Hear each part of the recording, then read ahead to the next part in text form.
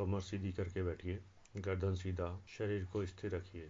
शरीर में किसी भी प्रकार का कोई तनाव न हो। मांसपेशियों को ढीला छोड़ दीजिए, लेकिन रीढ़ की हड्डी को सीधा रखिए। आपकी रीढ़ की हड्डी आपकी प्राण ऊर्जा का प्रमुख स्थान है। धीरे से आंखें बंद कर लीजिए।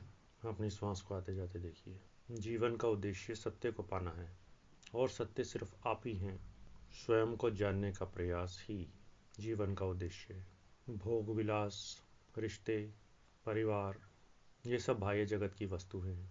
इनका आत्म स्वरूप से कोई लेना देना नहीं।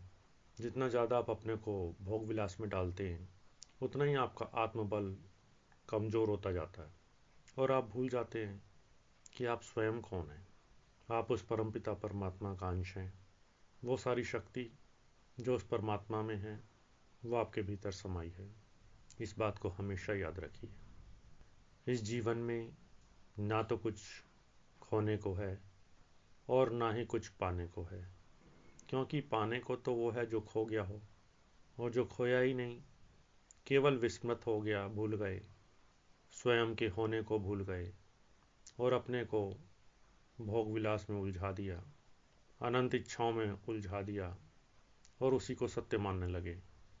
इस शरीर को ही सत्य मानने लगे, तो इससे जुड़ी सारी चीज़ें सत्य दिखाई देने लगी। एकदम शांत बैठिए। किसी भी विचार से प्रभावित मत होइए। किसी भी परिस्थिति से स्वयं को विचलित मत कीजिए। यदि आप स्वयं मजबूत नहीं हैं, तो बाह्य जगत की सारी परिस्थिति आपको परेशान कर डालेगी। ये पूरा संसार आपको विचलित करने के लिए खड़ा है, समस्याएं देने के लिए खड़ा है, आपको अपने स्वयं से दूर करने के लिए खड़ा है। इसलिए संसार के प्रति वैराग्य को पैदा कीजिए, डिटैचमेंट की भावना रखिए। इस संसार में हर व्यक्ति अपने कर्मों से बंधा है। जो जैसा कर्म करेगा उसको वैसा ही फल देखना पड़ेगा। फिर आप क्यों परेशान हो रहे हैं कि मेरा बेटा ऐसा क्यों, मेरी पत्नी ऐसी क्यों, मेरा पति ऐसा क्यों, मेरी सास ससुर ऐसे क्यों, मेरे माँ बाप ऐसे क्यों, मेरे भाई बहन ऐसे क्यों। और हमने अनंत इच्छाएं उनसे पाल ली। वे आपकी इच्छा पूरी करने के लिए इस धरती पे नहीं आई, वे तो अपनी इच्छाओं की पूर्ति के लिए आए हैं। आपके माँ बाप अपनी इच्छाओं की पूर्ति हेतु यहाँ हैं। आप स्वयं अपनी इच्छा पूर्ति हेतु यहाँ हैं। दूसरे को समझाने से पहले खुद को समझना होगा। दूसरे को प्रसन्न करने से पहले खुद को प्रसन्न करना होगा, क्योंकि दूसरा तो यहाँ कोई है ही नहीं, केवल आप ही हैं। इस ब्रह्मांड के एक एक हिस्से में आप हैं।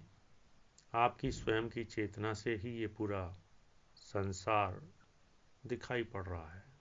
ये पूरा संसार आपके जैसे विचार हैं वैसा ही दिखाई देता है। जब आप अपने विचारों को भीतर की ओर मोड़ लेते हैं, डिटैचमेंट की भावना रखते हैं और स्वयं के चेतना का ध्यान करने लगते हैं, तो इस संसार में जो कुछ भी घटित हो रहा है उससे आप दूर रहते हैं, उससे आप परेशान नहीं होते। सबसे पहले आपको स्वयं को मजबूत बनाना है।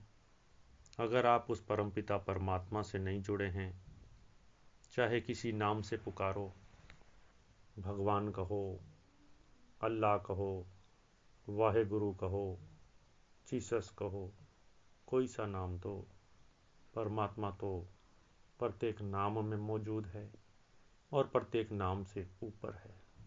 किसी धर्म में, जाति में, वर्ण में स्वयं को ना उलझाकर केवल स्वयं की चेतना के साथ जुड़िए। बाह्य जगत में आपका कोई सा रूप हो, आप पिता हो, पुत्र हो, माँ हो, बहन हो, पत्नी हो, ये तो आपका इस सांसारिक रूप है, लेकिन आपका स्वयं का रूप सब रूपों से परे, आकार, रंग, भेद, जाति, इन सब से परे जो परम सत्ता है उसका एक अंश आप हैं।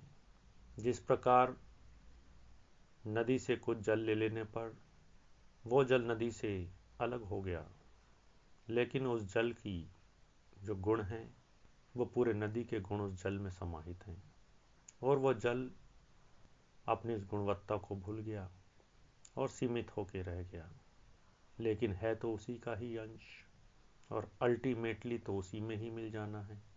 भाप बन के उड़ेगा, बादल बन के बरसेगा। ऐसे ही हमारी परम आत्मा, परम चेतना जो इस शरीर में सिमट के रह गई, एक दिन तो इस शरीर को छोड़ करके अपने परम धाम को चली जाएगी। फिर इस संसार को आप सत्य क्यों समझ रहे? इस संसार को ऐसे ही देखिए जैसे आप कोई पिक्चर देखते हैं, कोई थिएटर देखते हैं, कोई ड्रामा देखते हैं, लेकिन आप थिएटर से, ड्रामा से परे हैं। शांत रहिए, पूरी तरह शांत रहिए। जो कुछ जैसे घटित हो रहा है उसको घटित होने दें। शांत हो जाएं, शांत हो जाएं, शांत हो जाएं। ओम